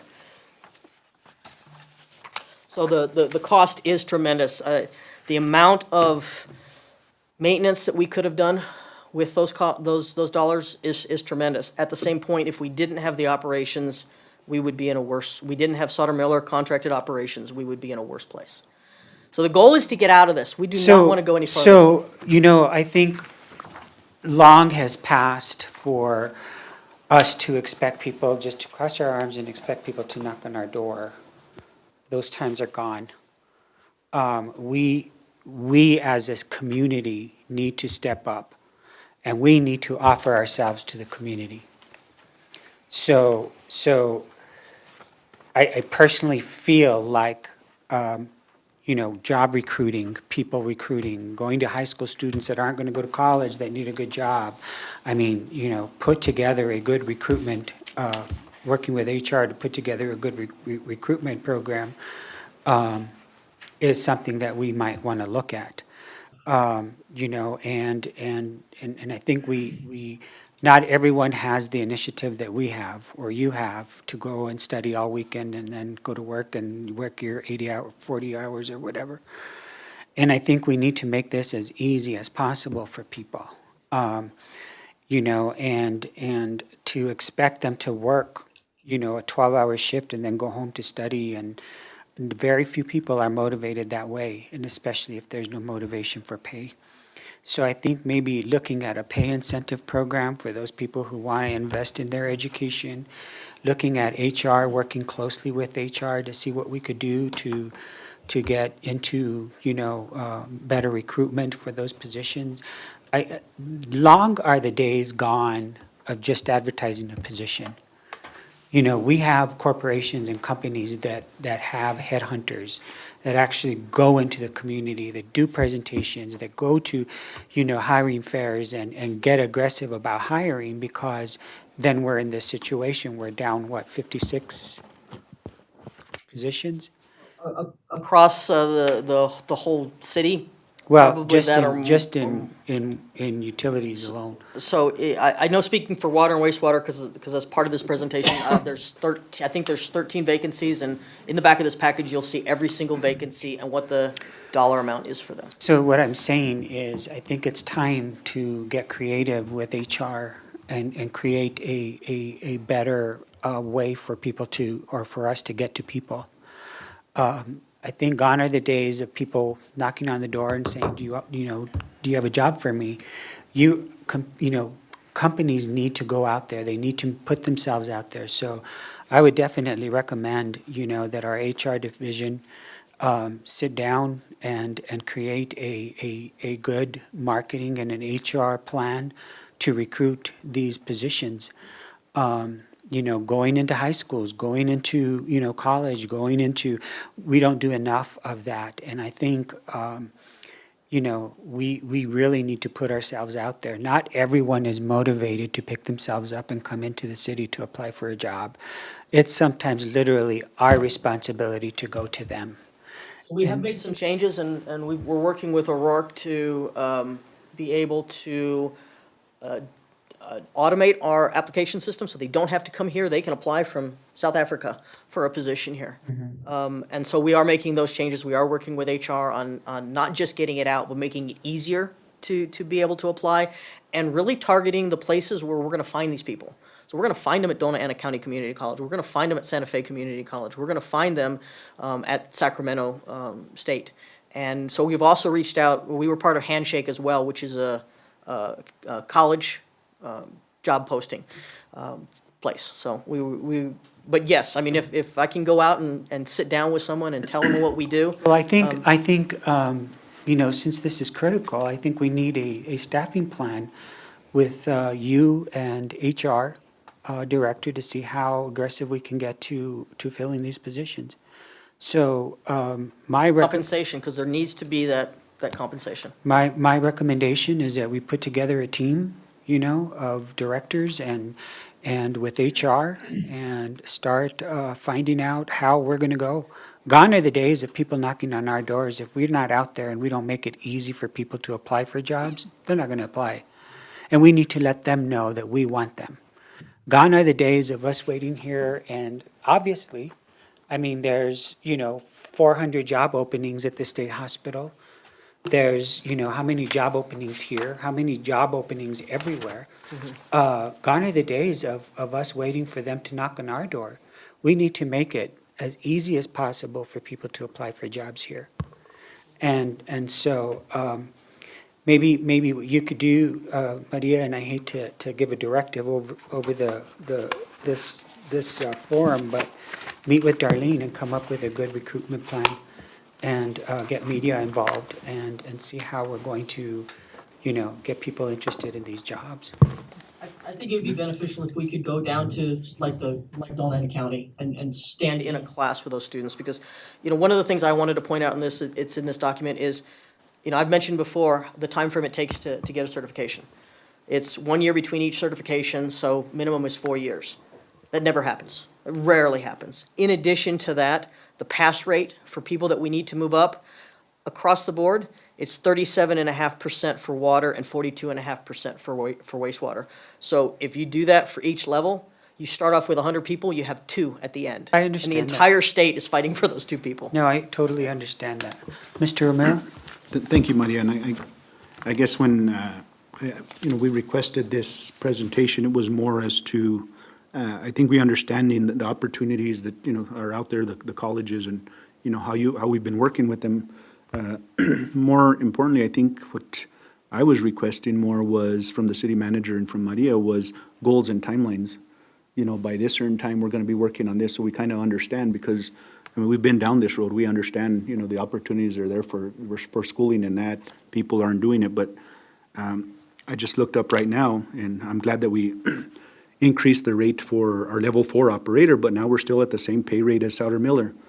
So, I mean, and this goes to, again, to that contract. If they're paying $30 an hour, what are they charging the city of Las Vegas for that operator? And those are the issues that I have with that contract is, we're probably paying $40 or $50 an hour for that operator that we're offering $30 for. So those are the things that, again, with goals and timelines and priorities to say, hey, well, you know, this is what we're paying. I am kind of disappointed. I know we mentioned in this report here, it does have the numbers, but we specifically asked if, maybe I misunderstood, but the invoices to find out exactly, the invoices and billing for this specific contract for Souter Miller to see where we were at.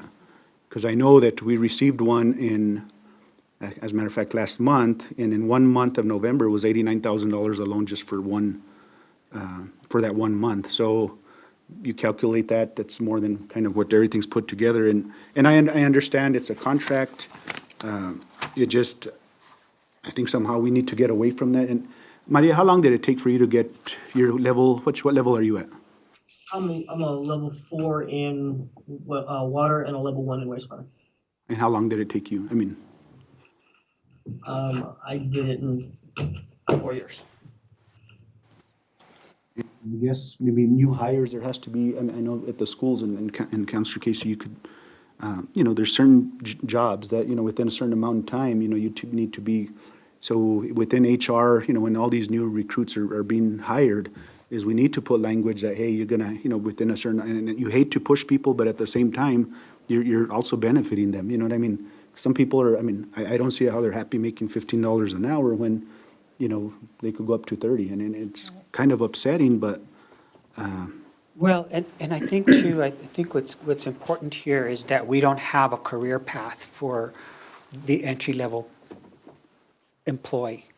You know, we should be working with them right away and getting them their next level, you know, and you know, working with them to get their certifications and trying to, you know, not only help ourselves, but help the employee to be able to earn more money. So we actually do that. I've sat down with almost every water employee and said, if you get this certification, we can move you up into this level. With this, you can become a supervisor. With this, you can become a manager. I had one employee tell me, I don't want any more money because I don't want any more responsibility. And that's not everybody. So that's something we definitely need to do with every employee to find out who those are that are excited about moving up the chain. So we do, that's actually the way that the water and wastewater are organized now is for that very reason. It is a organization for a ladder to say, okay, now you got this step, this is your next one. Every job description says, this is what you need to get your next level. We put it in the previous level. If you're a level 1, you need to get a level 2 to move to advance. So we make sure that that's in their job description so they know what they need to do to advance. And so we have made some changes already to address the latter part of an organization so you can see what your promotion plan is. Can I direct you to have a meeting with HR to develop Yes, sir. a career track for, you know, all those employees? I think we can assist them. And I think if we have a meeting with them and afford them the opportunity to move up, and create sort of a career path for them, I think it would behoove us. Mr. Mayor? I'm Yes. sorry, and Councilor Casey just kind of informed me and I was unaware. So I guess employees don't have a contract, like regular employees?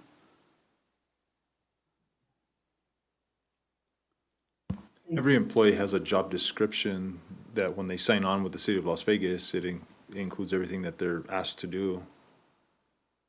They don't have a contract that says you will work so many hours, okay, and how much you get paid per hour and all of that? No, ma'am. And that, in most of those positions, we'd have to get clearance from the unions to be able to implement something like that. Schools do it all the time. We'll have to look at that, ma'am. Well, I think that's why I'm saying, I think we need to have a powwow with HR to look at all these things and maybe even incentivize a learning program for kids that don't want to go to college. We incentivize a learning program and bring them on and, you know, have a training facility and we grow our own, employees. I think it's something that we can consider, but I'd like to direct you to meet with HR and discuss how, how we can move forward, and I'd like to be invited to that meeting as well.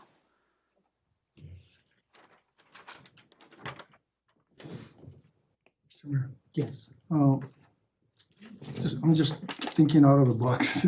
Would a committee help out, a recruiting committee? Yeah. That mayor and council can appoint a recruiting committee and Absolutely. see who wants to nominate themselves to do free work?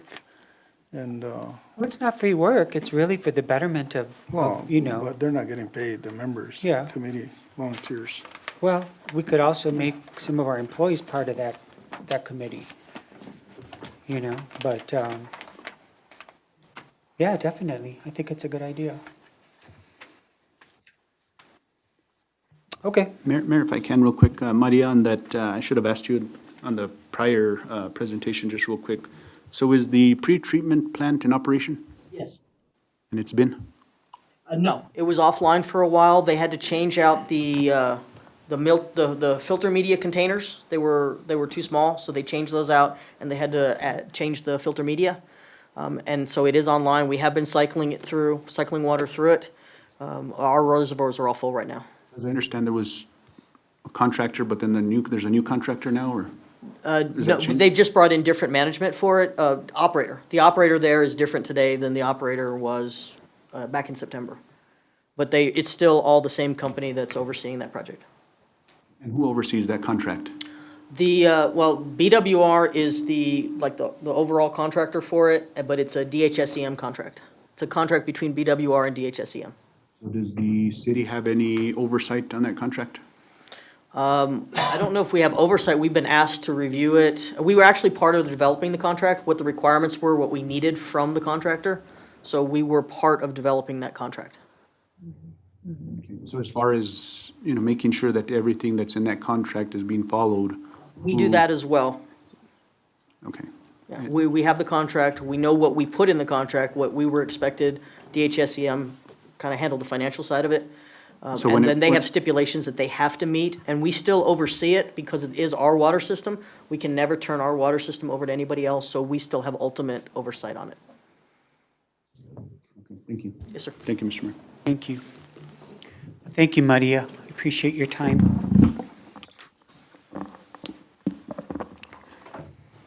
Mr. Mayor, moving on to our business items. Request approval to accept state appropriations from the Department of Finance and Administration in the amount of $281,250 over the next 3 year for law enforcement recruitment and retention. We have our police chief, Mr. Salazar.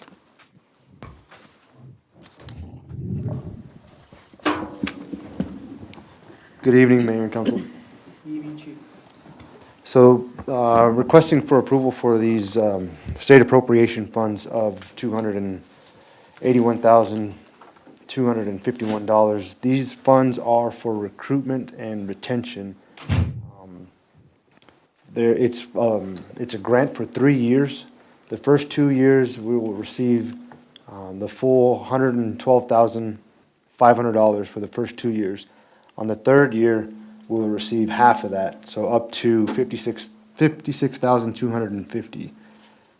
These funds, these particular year funds, we have to use by June 30th of this year.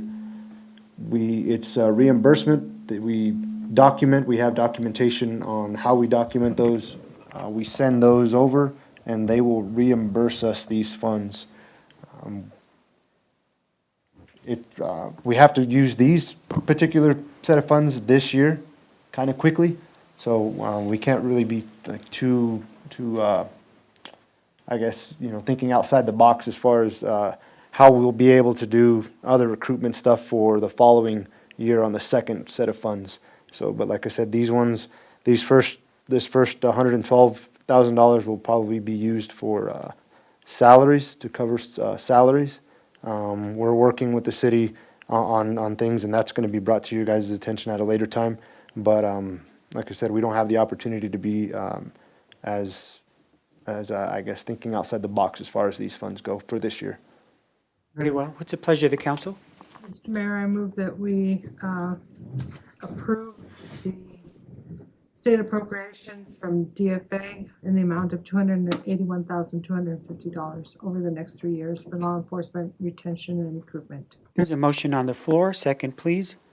Second, Second by Mr. Ulibarri. Mr. Mayor, I had a quick question on that. Yes, Mr. Romero. So Chief, for the record, was that worked out with the union? Doesn't violate the union contract on that? No, sir, this does not violate the union contract.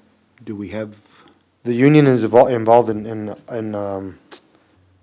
the pay increases, proposed pay increases.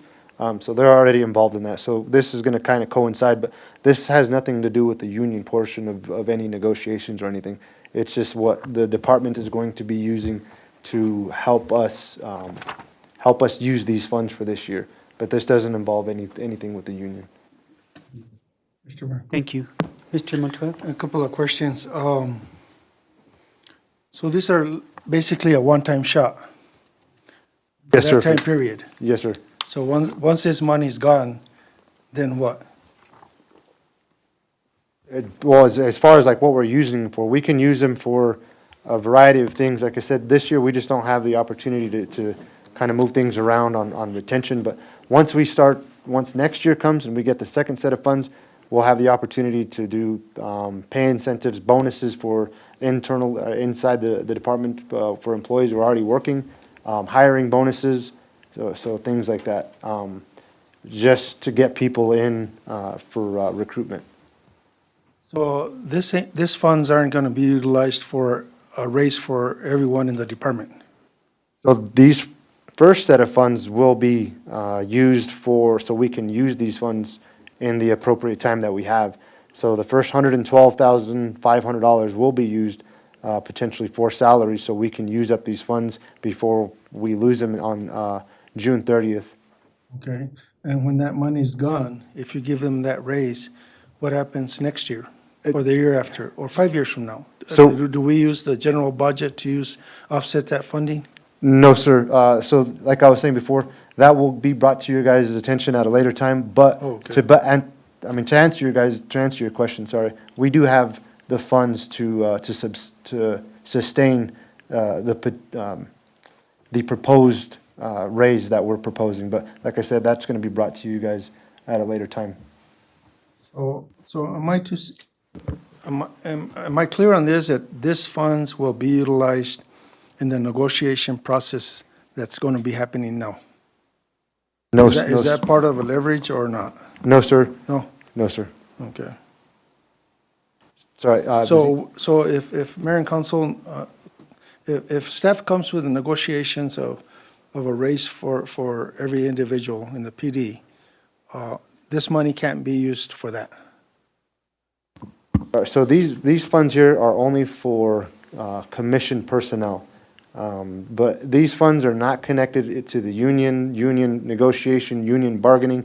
This is just something, again, like I said, this year we have to utilize these funds for that potential increase that's going to be brought to you guys, just so we can use these funds right away. And like I said, we have the budget to sustain that proposed increase, but for this purpose, for this year's purpose, we are going to be using it for that potential proposal. Okay, so Chief, this money is going to be used for raises either way? Mayor and Council, if I may, so these monies have not been identified what they're going to be used for. They could potentially subsidize the current rate of pay, or they could be potentially to help us ease into a raise if that's what we choose to do with it in the future. Okay. The department, as it currently stands in their budget, shows not a surplus, but because there's vacancies in the department, it can support an increase. And again, these monies are only tied to commission officers, so that is not the records department, that is not evidence department, that is not administrative staff. if that answers your question, sir. Okay, we'll see what happens down the road. Thank you, Mr. Mayor. Ms. Casey? I think we have to keep in mind that the language says that it is for recruitment and retention. Those are the magic words there. So you can't use it to be a part of collective bargaining or anything else. Recruitment can be to, advertise, to do, a little bit of a pay increase for somebody that comes in new, an incentive to, want to work at the police department. And then those that are thinking of leaving to Santa Fe or Taos or wherever else to the state police, then you can offer an incentive to stay.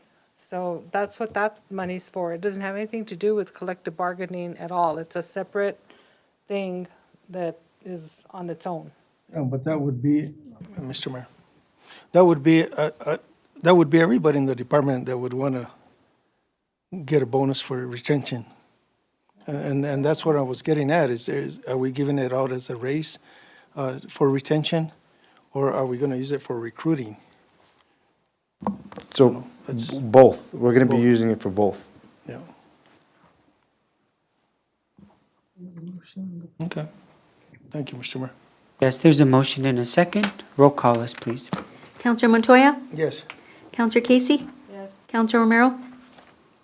I'm not iffy on this one. I'll just say yes, just guys, I support the PD, but I'm kind of curious on, but yes. Counselor Olivari? Yes. I have a motion by Counselor Casey, a second by Counselor Olivari. Thank you, Mr. Mayor. Motion carries. Next item is also Police Chief Salazar's request approval to accept a project agreement from the New Mexico Department of Transportation in the amount of $19,523.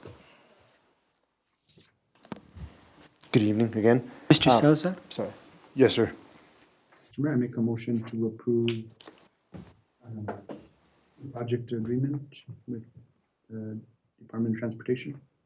There's a motion on the floor by Counselor Romero, second. Second by Mr. Montoya. Roll call us, please. Counselor Olivari? Yes. Counselor Romero? Yes. Counselor Montoya? Yes. Counselor Casey? Yes. I have a motion by Counselor Romero, a second by Counselor Montoya. Thank you, Mr. Mayor. Motion carries. Thank you. Moving on to item number 4, request to purchase one transport trailer for the Solid Waste Division. We have our Utilities Director, Maria Gilvery. Mr. Mayor, I make a motion to approve the purchase of the transport trailer. Second. There's a motion by Ms. Counselor Romero, second by Counselor Casey. Question, Mr. Mayor. Question, Mr. Montoya? Yeah. So Maria, I know we had I've gone for a couple of tours at Solid Waste, and we had a trailer there that was brand new, that was never used. And whatever happened to that, or do we still have it?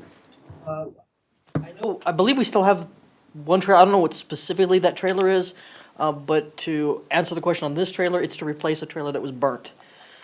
But all other trailers are still, that we had prior, are operational. This one was on the roadway. I think there was a tire issue, caught fire, burnt. So we're replacing a burnt trailer. Yeah, and I understand that, but my question was, do we still have that other trailer, brand new trailer that we're not using? And what are we gonna do with it? We're using every trailer we can. Is Mayor, it a specific? Council, if I may, so the black trailer you're referring to was a scrap trailer. It's a brand-new trailer, but it was not designed for trash. It's very dangerous. Our drivers have chosen not to use it, and that was purchased prior to any of us being here. What we're working on is trying to see if we can get a credit back for that trailer and put it towards a piece of equipment that we can utilize for the department. But those are two different trailers, and Maria is correct on the reimbursement that we received from the insurance on a fire, and that's what this item is about. So, I would recommend that, that we've had that trailer has been here before I came here, and that's 2 years ago. I apologize, I wasn't aware of that trailer, so. Yeah, so I would recommend that trailer, something be done with it. If we're gonna take a loss on it and put it on an auction block, or whatever it might be, if we can get credit on another trailer, or if we can, whatever needs to be done, we need to do something with it. Thank you, Mr. Mayor. Thank you. Roll call, please. Counselor Olivari? Yes. Counselor Romero? Yes. Counselor Casey? Yes. Counselor Montoya? Yes. I have a motion by Counselor Romero, a second by Counselor Casey. Thank you, Mr. Mayor. Motion carries. That concludes our business items, Mr. Mayor. Thank you. I'll entertain a motion to adjourn. So moved, Mr. Mayor. There's a motion on the floor to adjourn by Counselor Casey, second. Mr. Mayor, I'd like to see if I could have a executive session Okay. to give, so I don't know, Ms. Counselor, would you be willing to withdraw your motion? What's the purpose of the executive session? Well, it's because it's potential litigation. That's, Okay. I can't disclose. Well, no, but In public, that's but- all you have to yeah. disclose is potential litigation. Okay, I'll withdraw my motion. Okay. Fine. There's a motion on the floor to enter executive session by Mr. Montoya, second. Second. If you'll go ahead and state what it's for. Limited personnel matters and discussion of hiring promotions, dismissals, assignments, and resignations of or an investigation or consideration of compliance or changes against any individual and public employees.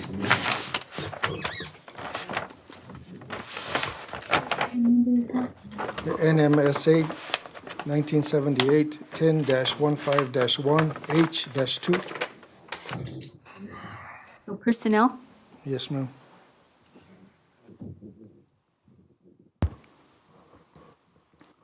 Mr. Mayor, clarification, if it would be pending litigation, it would be number 7? I don't know. Well, it's. Number two is limited it's both- personnel. It's both personnel and and potential litigation. So then both. So if you want me to read item 7, I can read that one too, but it's both of them. Got it. Thank you, ma'am. Is there a motion? Is there a second? Second. Second by Mr. Romero. Roll call us, please. Counselor Casey? Yes. Counselor Romero? Yes. Counselor Montoya? Counselor Olivetti? I have a motion by Counselor Montoya, a second by Counselor Romero. Thank you, Mr. Mayor. Motion carries.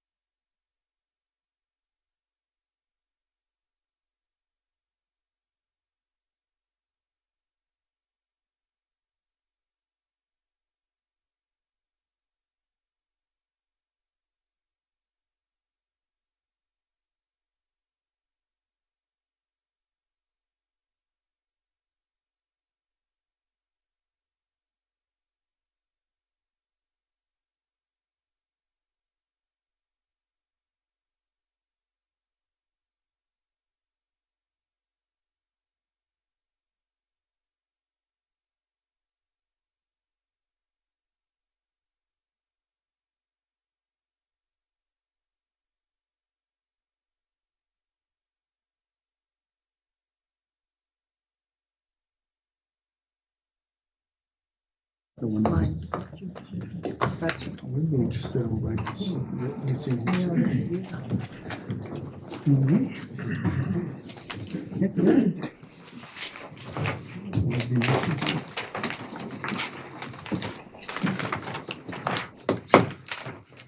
So I'll entertain a motion to go into regular session. Mr. Mayor, I make a motion to go into regular session and unlimited personnel matters, and then SA 1978 10-15-1, discussions of hiring, promotions, demotions, dismissal, were only discussed, and also on pending litigation. NMSA 1978 10-15-1. Thank you. Seven. There's a motion on the floor. I'm not going to repeat it. Then the second by Ms. Casey. Roll call list, please. Counselor Romero? Yes. Counselor Casey? Yes. Counselor Montoya? Yes. Counselor Olivari? Yes. I have a motion by Counselor Montoya, second by Counselor Casey. Thank you, Mr. Mayor. Motion carries. Thank you. Move to adjourn, Mr. Mayor. Is a motion to adjourn? Second. Second by Mr. Uliwari. All in favor? Aye. Meeting adjourned.